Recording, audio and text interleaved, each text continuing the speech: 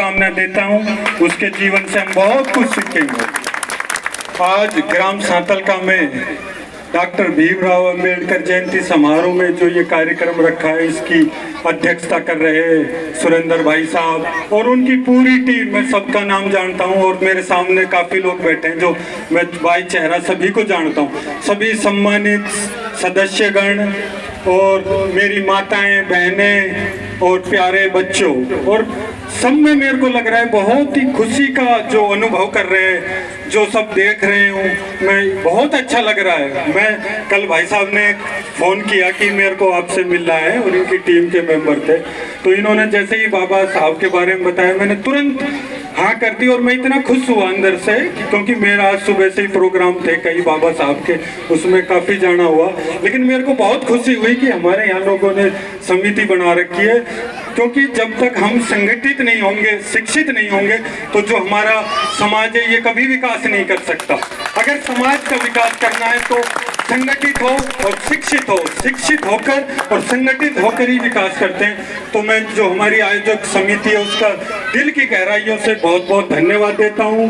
जब भी इनको कोई भी काम पड़ेगा मैं हमेशा आगे रहूँगा और रहता आया हूँ।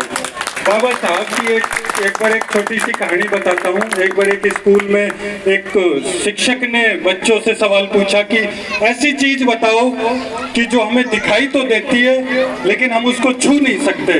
तो काफी बच्चों ने अलग अलग जवाब दिए। किसी ने कहा कि आसमान हम देख तो सकते हैं, छू नहीं सकते। किसी ने कुछ कहा, किसी ने हवा, किसी ने कुछ। तो एक मेघावती छात्र था, उसने कहा कि सर जल। तो उन्होंने पूछा जल क्यों, उसको तो हम छू सकते। उन्होंने नहीं, हम देख सकते हैं, क्योंकि पहले विद्यालयों में ऐसी व्यवस्था थी छुआछूत की कि एक मटके में पानी नहीं पी सकते थे, एक जगह सब बैठ नहीं सकते। आज उस बाबा की वो मेहरबानी है कि हम एक साथ एक मंच पे बैठ सकते हैं, एक घर में खाना खा सकते हैं, एक मटके में पानी पी सकते हैं। अगर वो किसी की देन थी तो वो बाबा की देन थी। अगर कोई संविधान किसी ने लिखा, हमारे देश का अगर सबसे शिक्षित व्यक्ति था तो वो बाबा था। आज बाबा की उस मेहरबानी से, उनकी उस मेहनत से हम सबको एक समानता का अधिकार मिला है। आज वो छुआछूत की जो बीमारी जो खत्म हुई है, जो सदियों से चली आ रही थी, जो गुलामी की बेड़ियों को तोड़ा है, तो वो बाबा का संविधान है जिसने सबको समानता का अधिकार दिया है। हमें आज बाबा से बहुत कुछ सीखने की आवश्यकता है। हमें छोटी छोटी दिक्कतों से बिल्कुल नहीं घबराना चाहिए। आप बाबा के उस जीवन को याद करो और देखो उसने किन परिस्थितियों में पढ़ाई करी, विदेश में गए।